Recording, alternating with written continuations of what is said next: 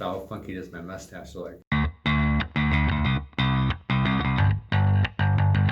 Welcome. My name is Mike Mom. I am the pole barn guru. I've been technical director for Hanson Pole Buildings for the past 18 years, and I have 40 years of experience in the post frame building industry.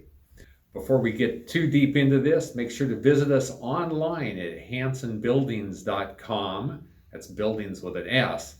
Take advantage of our Ask the Pole Barn Guru blog, which discusses thousands of post-frame building topics. Today we're going to talk about the craziness in the lumber prices, or if you've been down to your local big box store and seen lots of empty bins, you'll wonder where it is at all.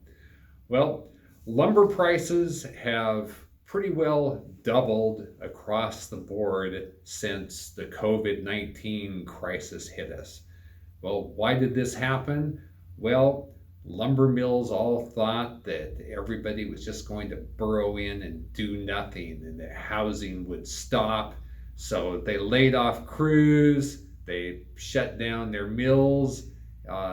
They found out that there was still demand because all of us folks sitting at home decided it was time to put that deck on that they've procrastinated about for the last dozen years, to put up that new garage, shop, pole barn, and by golly, it used a lot of wood.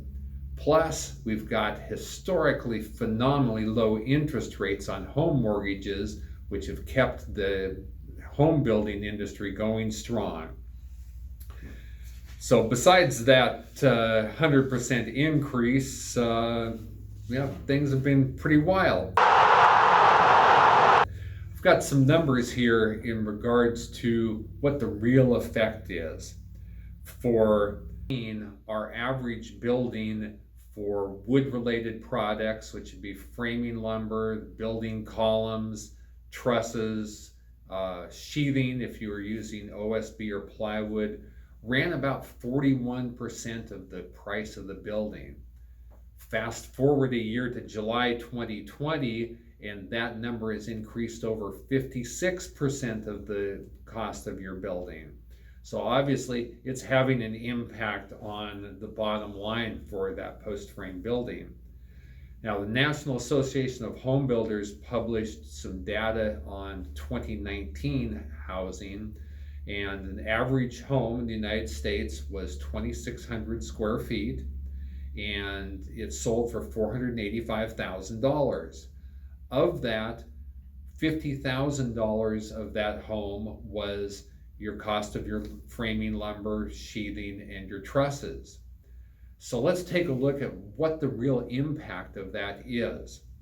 If we add in doubling the cost of the lumber products, or another $50,000, it makes that average $485,000 home from last year a $535,000 home for this year.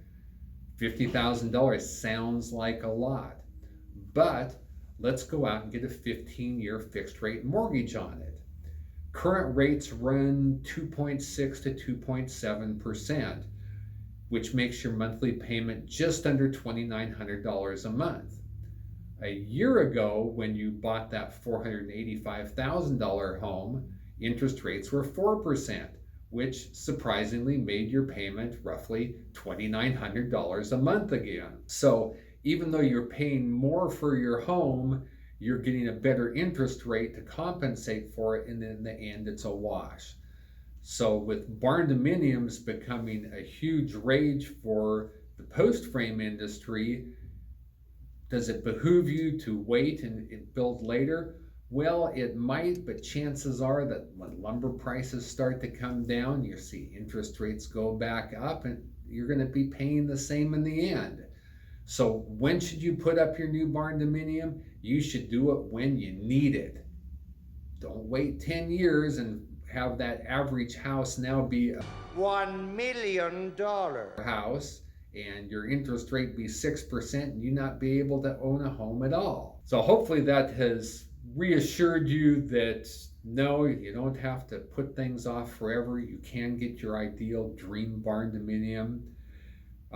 Like to encourage you that If you want to see more future content, make sure to hit like and subscribe at the end of this.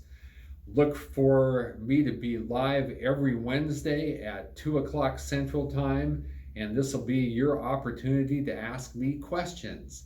Thank you very much. Appreciate your time. See you soon.